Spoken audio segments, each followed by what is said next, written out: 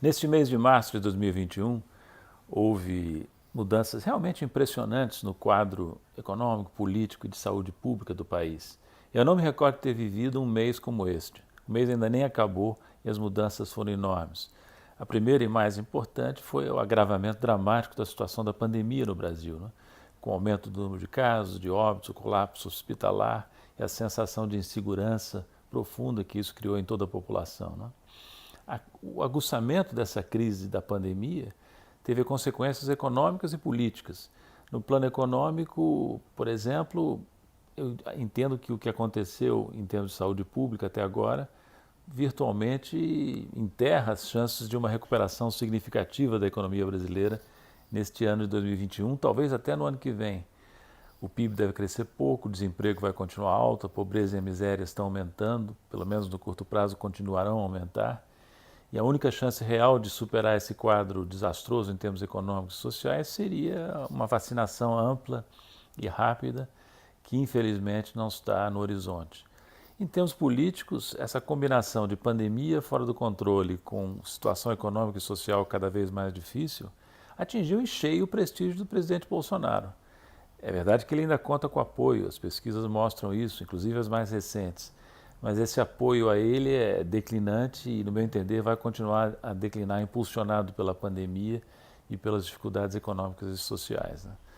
O outro fato político muito importante e muito auspicioso foi a reversão do quadro do ex-presidente Lula no Supremo.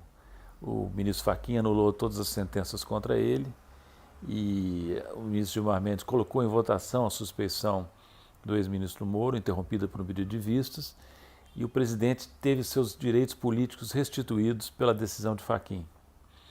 Enquanto isso, cresce o sentimento na opinião pública brasileira de que a Lava Jato e o ex-ministro Moro foram parciais e politicamente orientados de maneira crassa para perseguir politicamente o ex-presidente. Lula aproveitou essas decisões favoráveis a ele, a decisão favorável a ele do ministro Fachin, para fazer um discurso que eu considero brilhante. Nos dias seguintes à votação, à decisão do Gilmar Mendes de colocar em votação o pedido de suspeição, a questão da suspeição do ex-juiz Moro, né? Lula fez um discurso de uma grande habilidade, surpreendente até para quem o conhece, misturando uma enorme capacidade de argumentar ao mesmo tempo com força e com sutileza. E meio que consumou o fato político de que ele voltou com plenos direitos ao tabuleiro político brasileiro. Eu sei que há riscos jurídicos ainda no Supremo pendentes. Os especialistas têm alertado, inclusive, para a possibilidade de que haja um golpe contra Lula no Supremo, mais um golpe contra Lula no Supremo ainda. Mas as indicações são de que será difícil fazer uma reversão, produzir uma reversão do quadro.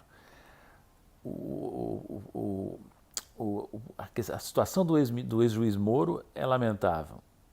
Parece inconcebível que a segunda turma do Supremo vá se opor à declaração de suspeição, depois dos votos do ministro Gilmar Mendes, do ministro Lewandowski, e do que sabemos a partir da Vaza Jato, é muito difícil que não aconteça a aprovação da suspeição do ministro Moro, no meu entender, embora tudo seja possível.